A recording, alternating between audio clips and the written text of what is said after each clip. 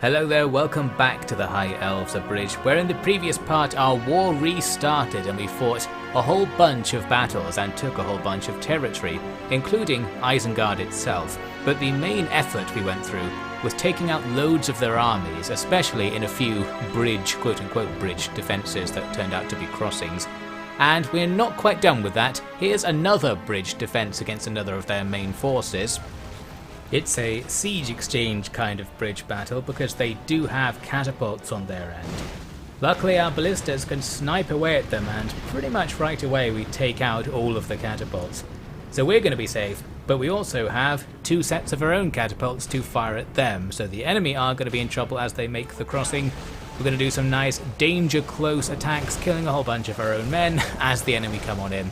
I was trying to target those trolls right there. Looks like we kind of hit them, but maybe they didn't die. They're going to be a bit of a problem once they come into the blob and start killing everything. But we're just going to tank that essentially. Meanwhile, the catapults are getting some nice juicy hits against the enemy blobs. And already we're seeing stuff routing from the front and some captures being had. The ballistas are shooting into the front to try and kill the trolls. Maybe they're doing a bit of that, obviously I'm not paying much attention, probably hitting some of our own troops as well.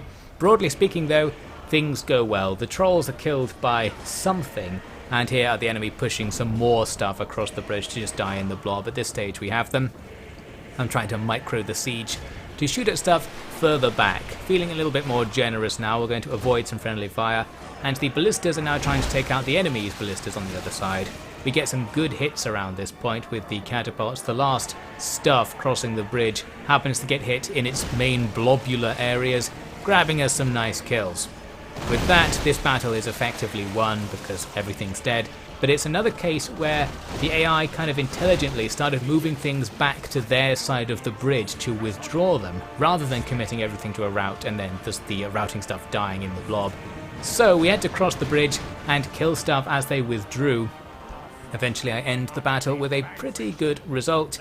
At this stage, Isengard are running out of troops fast, and now we just need to make sure they run out of troop recruitment options as well.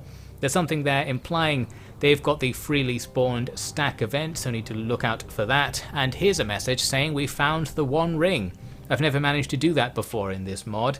It was in Isengard for most of the campaign. Now we have it, so not much happens, we just have it, and stuff will happen as a result in the future. Looking around, I wasn't sure what the freely spawned army was. I didn't see anything strong enough that could be it. It felt like all the stuff here as well was here in the previous turn as well. Maybe that one that's near Isengard is the stack? Not quite sure. So we just plough on with no particular knowledge of what's going on. This is the army that just won that bridge battle. They can move on to attack the nearby castle, which is now not very defended. There's enough there to give us a tiny bit of trouble, but it wasn't enough for me to actually do it, so I'm going to go for the save and auto-resolve. The result's good enough given that we don't really need our troops to be alive at this stage. We're kind of going into the final section where we just kill everything in front of us, and then that should be it. There was nothing really that happened during the enemy turn, so here we are in the next turn being summoned by the White Council. It looks like I have to bring the ring back to Imladris. One of the officers in Isengard will be carrying the ring now, so I just have to move them back up there. That'll take a while, but I'll do it. In the meantime, we've got an Isengard invasion already on the way to Imladris that I've mentioned before. I lost track of it and then rediscovered it here while trying to block their route. Overall, doesn't look that strong. The troops we'll have up there are enough, so we don't really need to worry about the invasion thing going on. They have besieged Edoras. I had this plan to try and stop them on a bridge that didn't work. Just going to abandon Edoras now because we can just not fight there and take out everything else in the meantime. The troops that were in the area move north and win a quick auto-resolve against a small enemy army. Now I'm going to move east with this army coming in from Bregnus. My goal here was to besiege this town. I could have actually done a siege draw out this turn and killed everything, but I simply couldn't be bothered, so we're just going to besiege them and wait. There's not much of a rush now because the enemy can't spam things out against us, so we can afford to spend turns actually doing sieges. We've also got the troops at Isengard, most of which don't need to be there. I'm going to send a large group to besiege Foldberg there, and that frees up the force on the bridge next to them to do something else this turn. Also, the stack at Doath is free. They're going to come and help at Eisenrun by killing everything outside with a not very good auto-resolve, and then they can just hang around to be reinforcements. The stack on the bridge, I was going to just auto-resolve this group with them, but this group turned out to be a bit more substantial than I thought. It's not a very big army, but it's got quite a few decent units and some level ups and upgrades and stuff.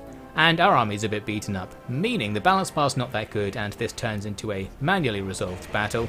We get a good map though. We deploy uphill from the enemy, so from the very beginning we're doing some super long range arrow bombardment to soften them up. It also made it hard for the enemy's ballista to target us, which was handy.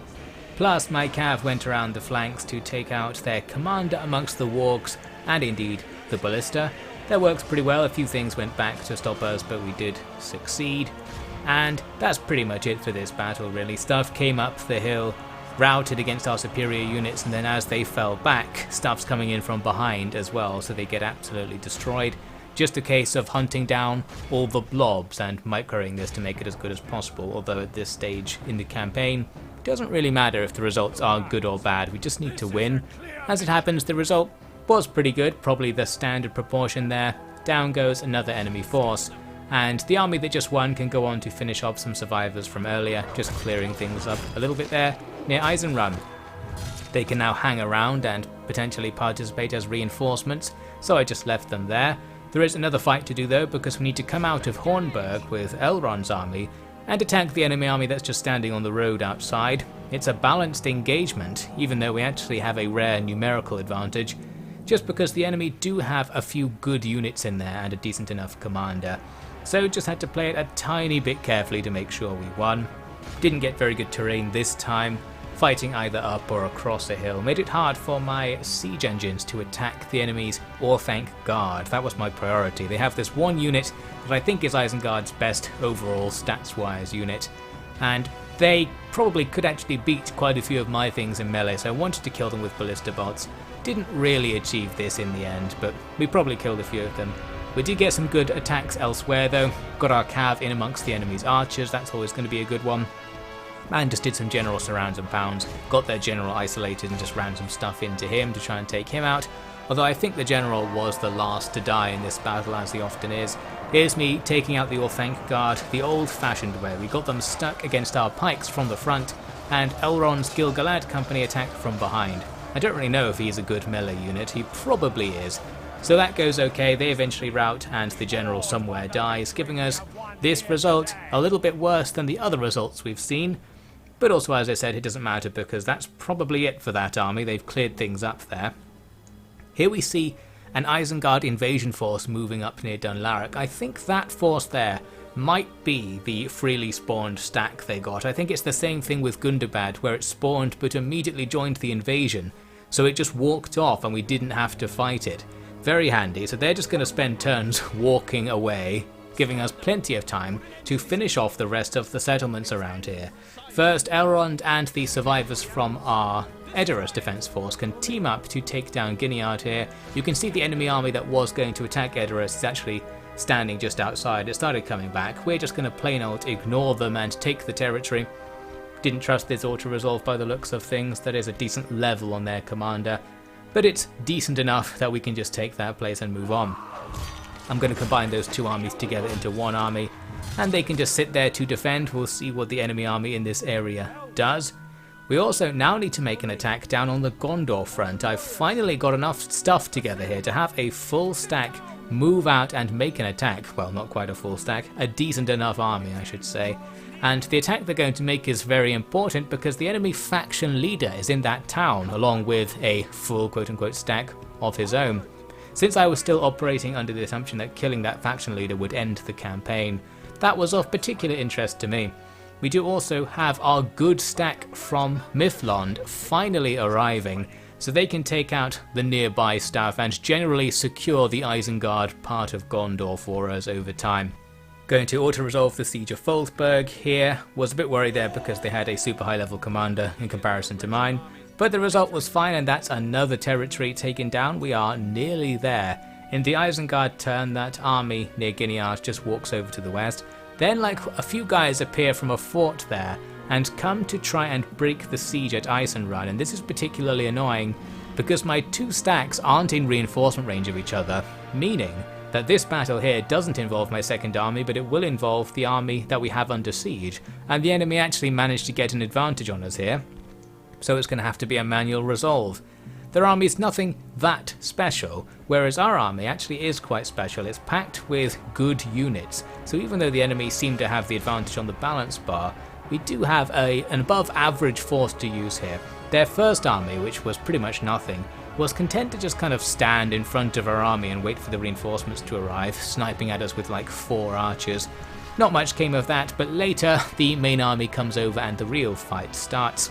As I said, because we have good units, I wasn't too worried. I was just kind of standing here and hoping they would run into my guys and die, and there they've chosen to run into the front of the pikes, very kind of them. I was also able to do some general outflanking on our right because the enemy were blobbed up sufficiently with a lot of their stuff, not really spread out. We can attack them from multiple sides, although in practice we're just attacking a lot of different units from the front in different directions, so I don't think this has any effect on morale in the game or anything like that, but it looks good. Once everything's stuck in, we just kind of wait because we have better stuff and we hope to win. We're sort of fighting their pikes from the front there and sort of on the flank as well. Maybe that's okay overall. Our best unit was our Dorniston guy with the something or other smiths. I'm kind of wasting him because he's out on the left just killing some Uruk-hai raiders, and while we can kill that unit without losing any troops because of the stat difference being so large, it's kind of a waste because he might be able to like assassinate the high-end units. I think he has armor piercing damage, although I might be making that up. He eventually wins his fight and then folds into the back of the unit next door, a more useful target, the Uruk-hai infantry who were busy fighting the front of our pikes. It looks like they tried to run away and not get sandwiched there, but they just get beaten up some more on the way out. Overall that's good, and I can turn around to then fight the enemy general who was just standing around in the middle of the field. Now this is more of a good use of our smith units. They can probably hack through that guy. The general himself of course going to be near invincible, but killing the unit seems like a good idea. There's a chance that this would kill the general and lower enemy morale. In practice, as usual, it doesn't, but we still win the battle anyway because all the other fights turn out to be good, and once we've won a couple of fights, we've got stuff marauding all over the place, getting the rear attacks. Here is the eventual result. Not all that good, not that it matters, a bit worse than usual since the enemy did have some good experience and stuff on their units, but there you go. That's sorted and we move on. Once it's our turn again, we start the siege at Anor Londo here with our good army coming in. Not too much there, but that's also very unimportant, so we won't pay much attention to that. Eisenguard fell after that battle, by the way, because we killed everything. Then all we needed to do was finish off their army hanging around the area. I can go at them with 3 stacks here. I actually didn't get the balance bar I thought I would get. I figured we'd be overwhelming them on this balance bar, but it was only 2 to 1. I ended up going for the auto-resolve. The result was actually pretty bad, but because that was the last fight in this area, we can just tolerate that result. Now everything Isengard have left in their core region is in that one fort right there. We can just leave some guys to siege them out, they'll die eventually, and that will be the end of that. Now we focus on their redoubts down in Gondor. This is where we need to finish this campaign. I waited a while to bring reinforcements over to my siege, where I'm besieging their faction leader, because I wanted this army to have a couple of actual siege weapons before I made an attack, and I am going to make this attack. We actually don't need to do this from a pure strategic point of view. We could either siege them out, or, more efficiently, do a siege draw out, because you can see there are guys standing outside. But I thought we're going to do this the hard way, in order to get a better decisive battle for the fate of Middle-earth. I thought let's have something climactic, a little bit happen towards the end, so we'll just do this very inefficient and more difficult than it needs to be siege attack against a decent enemy army with a decent settlement as well. From the very beginning, we're getting slammed by those ballista towers, and we saw earlier in the campaign that ballista towers can destroy siege towers in a couple of hits. So this was dangerous. I had to just race forward and see if anything would make it to the walls. The other option, by the way, would be to sit around and try to take out the towers with my siege weapons, although I don't think we have enough ammunition to actually do it against these towers because they're so strong.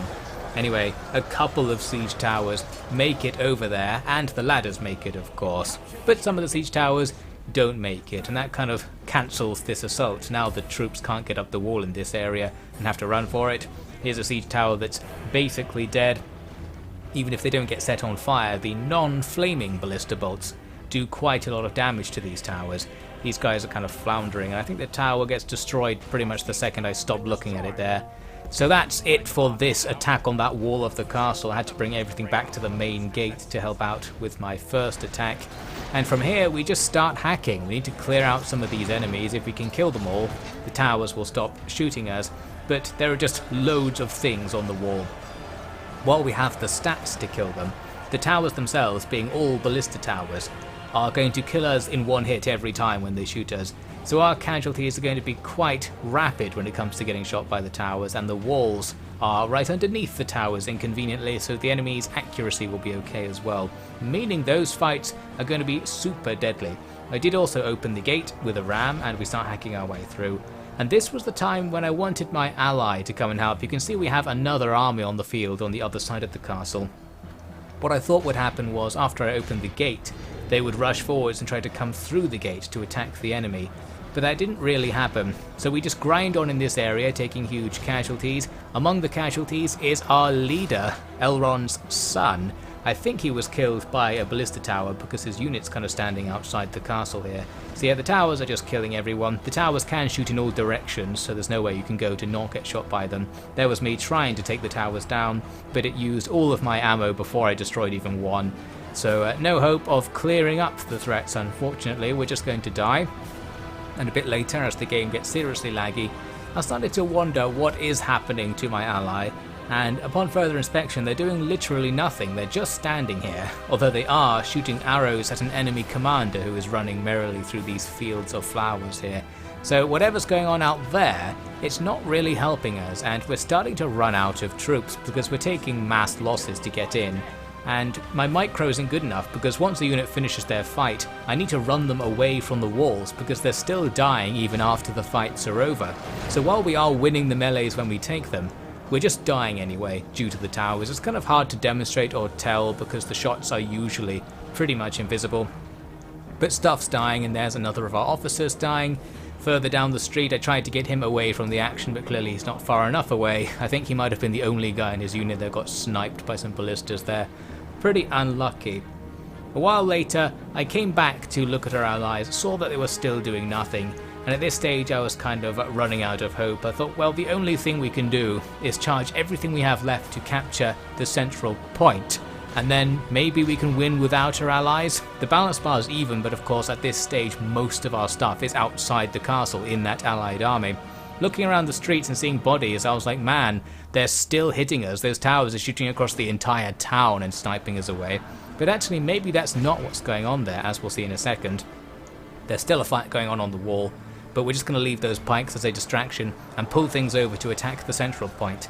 But here I unfortunately realised that these towers in the background are also ballista towers and they are shooting at us. That means a fight for the capture point will still be a fight happening underneath ballista towers, and we are going to get taken out. I figured our general's bodyguards here might actually win the fight, but not with the ballista towers, and I didn't bother to wait to see if it would. I just quit the battle figuring this isn't going to happen, especially with our ally just glitched out outside. I wanted to see in the results if the towers were killing us, but it pretty much registered all their kills as proper enemy kills. So no idea how many of our troops the towers killed in the end, but I felt like it was most of them in practice. So now we're back before the fight, since I just loaded my quick save, and then I auto-resolved and we won and it was fine. So that's the end of the story. The decisive battle for Middle-earth was that auto-resolve. I'm guessing in the auto-resolve maybe my siege towers stayed alive. We got the result that pretty much I was expecting from the initial setup there. And that's that. The thing is, this doesn't end the campaign. I still thought that by killing that faction leader, that would be it. Here's me looking around, noticing the campaign isn't over. Isengard is still alive. I was trying to find who their new faction leader is. It turns out it's this guy standing right next to me outside the settlement, the survivors of their reinforcement army. We kill him, And now we can take advantage of a trick someone mentioned in the comments, that is, with these Teutonic factions, if you kill their faction leader and heir in the same turn, then you don't have to kill all the other generals. That counts as destroying the faction. So all of a sudden we see the victory screen, which is just a black square, no fanfare whatsoever. We have done it. They did have more officers left, in particular those 2 armies going up to invade Imladris, but I guess they're rebels now or something, or they've despawned, and that's just the end of Isengard. I can take Anolondo from some new human rebels with a quick auto-resolve, and that's pretty much the end of this war. Although I did keep playing, fighting against Mordor for a bit, because I wanted to see what happened once my guy brought the ring back to Imladris. So we had to hold off the invasion going on down here on the edge of Rohan. Luckily, Mordor were pretty much dead, and actually I never really fought them that much because the dwarves came down and killed a lot of them. So really not much changed over the bunch of turns it took for me to get the ring bearer back to Imladris, and once we're there we have the White Council, and all that comes of this is we have a choice. We can either hide the ring, and it says something like it will just go away. So I'm guessing that means the ring goes back into the circulation where it can just appear in certain places and someone else can get it. Or we can agree to go and destroy the ring. This requires going to Mount Doom, of course.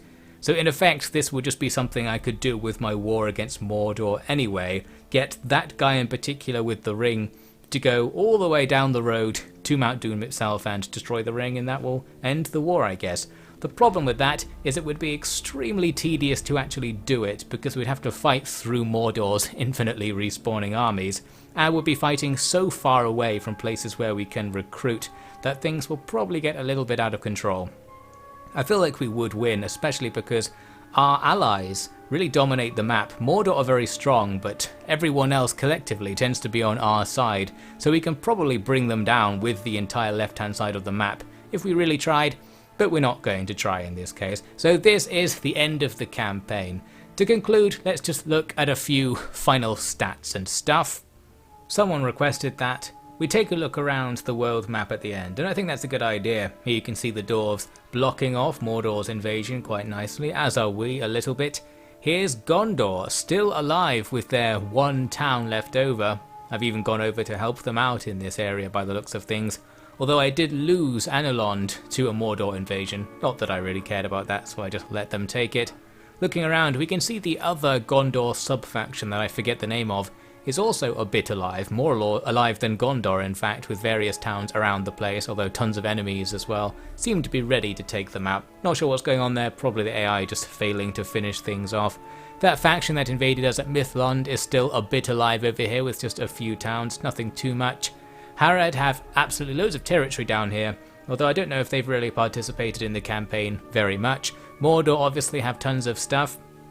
There's a bit of Dorwinian territory, the purple guys up here. The purple guys have been at war with the orange guys for most of the campaign, I imagine, and it looks like our side's going to win. The red dwarf faction has come down to this area as well, so together maybe they're taking out Ruin. Perhaps Dale is helping as well, they're sort of in this area. Overall, I feel like if we left that long enough, Mordor would end up getting all of our allies up against their border, which would help us out. The Wood Elves have taken out Dol Guldur, the evil faction in this area, so that's good. Lots of Mordor armies walking around here as well. Looks like they're committing a lot to that invasion, but that would probably be a waste of resources in the long run. Dale, also not strangers to wasting resources, have very heavily guarded Erebor and Dale itself here. Clearly they've decided their AI is going to be defensive, so they're just standing around and doing absolutely nothing. Thanks for helping, guys. Well, at least they didn't lose Erebor, and I guess the dwarves aren't getting it back anytime soon. But I think what I said earlier is true. The good aligned factions do dominate the map, so in the long run I think Mordor probably are going to go downtown in this campaign. Looks like Enidwaith are dead, taken out by Bree. That's helpful because Bree are allied to us and Enidwaith weren't, although we never actually were at war with them or anything. And that's it really. The only other thing I wanted to see was what Mordor's score is as the other big faction. Well, they're beating us on points, and according to this they always were beating us on points. But we're catching up recently, we're getting closer to them. I think now that we've taken over Isengard's territory, we can outcompete Mordor just about on our own if we just got a load of armies together and went for it. So when you factor in the fact that we're going to have allies on our side, although they might not actually do anything, in theory this war is won, and it doesn't matter because we're leaving this campaign whether or not it's a cliffhanger, because I don't want to play it anymore. That's all there is to say, really. Thanks for watching this Isengard campaign for Third Age Total War with the Divide and Conquer submod, or maybe it's a standalone mod now, someone mentioned earlier, with Divide and Conquer basically. I might play this mod again sometime. The other two factions I was interested in are Rune and Dorwinion, the factions in the top right. But that won't be for a while since I've played two campaigns relatively recently on this channel, so maybe sometime we'll come back to it. Here you can see I was checking out the family tree, and I didn't really realise this, but virtually all of our generals are in our family tree. They're all related to Elrond. I thought only like 2 or 3 of them were, but pretty much everyone is. And this guy here is the guy carrying the One Ring, currently sitting at Imladris, not doing very much. It seems to have a not all that large effect on his stats. I wonder if it gets bigger over time. Overall, it seems like it's fine to carry the ring. Perhaps he'll be corrupted or something as we walk about. But I'm sure we could get it to Mount Doom and destroy it, given our strength, if we really wanted to. So that's all good.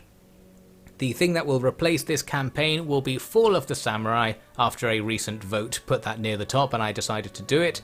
So I need to get on and actually play the game to get some footage for it. So I guess I better go. Thank you for watching this abridged campaign in Divide and Conquer for Medieval 2 Total War. I will see you in the next one.